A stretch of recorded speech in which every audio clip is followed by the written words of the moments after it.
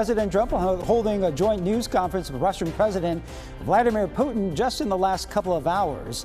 The two leaders greeted each other on the tarmac at a military base in Anchorage, Alaska. This is a live look at Air Force One about 10 minutes ago. That this marks the first time Putin has been in the U.S. since 2015 for the UN General Assembly in New York. President Trump's goal today, a ceasefire in Russia's war with Ukraine. I believe we had a very productive meeting. There were many, many points that we agreed on, most of them, I would say, a couple of big ones that we haven't quite gotten there, but we've made some headway. So there's no deal until there's a deal.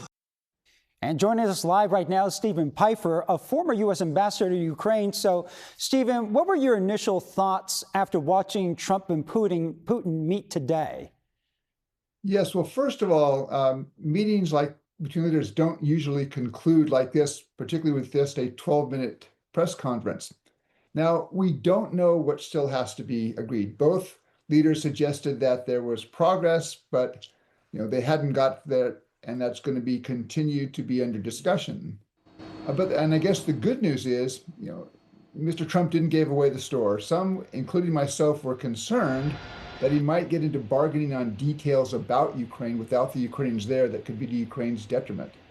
However, it seems fairly clear at this point that Mr. Trump failed in his stated goal, which was to achieve a ceasefire between Russia and Ukraine.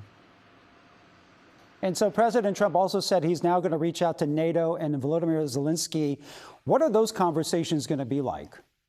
Well, this turns on really what is the issue that still has to be discussed between the United States and Russia.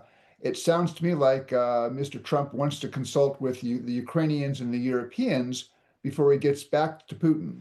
But it still suggests here that there's potentially a fairly difficult issue which could prevent this thing from coming together. And going back to the meeting itself, what is the significance of this meeting happening on U.S. soil? Well, I'd say the significance for Vladimir Putin is that the meeting happened in the first place. Bear in mind that since Russia launched its major invasion of Ukraine back in 2022, there's been a boycott by Western leaders of any kind of face-to-face meeting with Putin.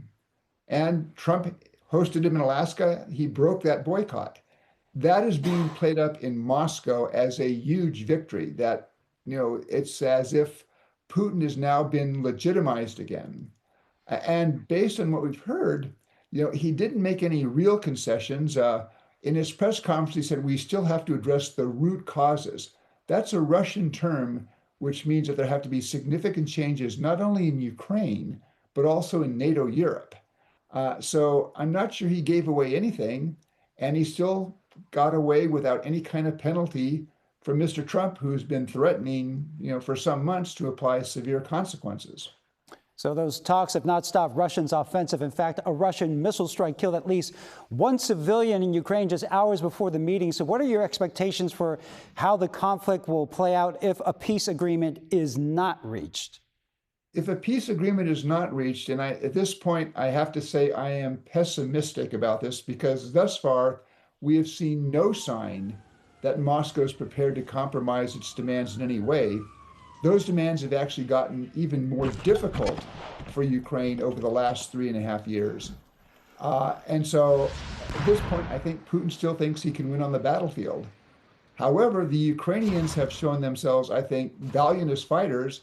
They fought the Russian off for 3.5 years. Yes, Ukraine now has about 19% of its territory occupied by Russia. But remember, back in 2022, initially the Russians occupied 27 to 30% of Ukraine. So I think what you're going to see if this war continues is this kind of grinding fight. Russia might make a bit more progress, but it doesn't seem to be that the Russians have the capability to make a significant breakthrough. And I understand you just got back from Ukraine yourself. So how are people there feeling after 3 years under this siege? Yeah, well, I was actually there in May. And what I would say is I think Ukrainians, at least the Ukrainians I talked to, they give you this impression, one, they're worried of the war. You can understand why. I mean, when I was there between midnight and 7 a.m. one night, 3 air raids on Kyiv. And each time, Ukrainians have to decide, do I stay in my apartment? Do I pack up the family and go down to the bomb shelter? But I think Ukrainians, they're weary of the war. They would like a ceasefire. They would like a peace settlement, but they're not prepared to give away the store to achieve that. They're not prepared to capitulate. And they look at Russian demands as basically capitulation. And so if it comes down to it, I think the Ukrainians will fight on. Okay, Stephen Pifer, former U.S. ambassador to Ukraine. Always great to get your thoughts. Thank you very much for joining us.